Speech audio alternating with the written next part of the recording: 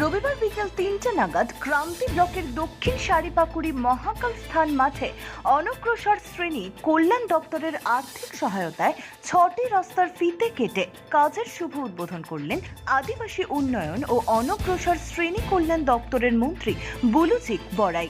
সাথে ছিলেন ক্রান্তি পঞ্চায়েত সমিতির সভাপতি পঞ্চানন রায়, জনস্বাস্থ্য ও পরিবেশ স্থায়ী সমিতির কর্মাধ্যক্ষ মহুয়া গোপ, সমাজসেবী মহাদেব রায়, ৬টি গ্রাম পঞ্চায়েতের প্রধান সহ অন্যান্য আধিকারিকেরা।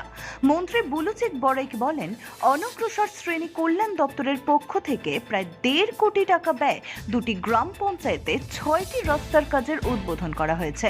ক্রান্তি পঞ্চায়েত সমিতির সভাপতি পঞ্চানন রায় বলেন, চাপাডাঙ্গা গ্রাম পঞ্চায়েতে ৩টি ও রাজাডাঙ্গা গ্রাম পঞ্চায়েতে ৩টি বিটুমিনাস রাস্তার উদ্বোধন হয়েছে।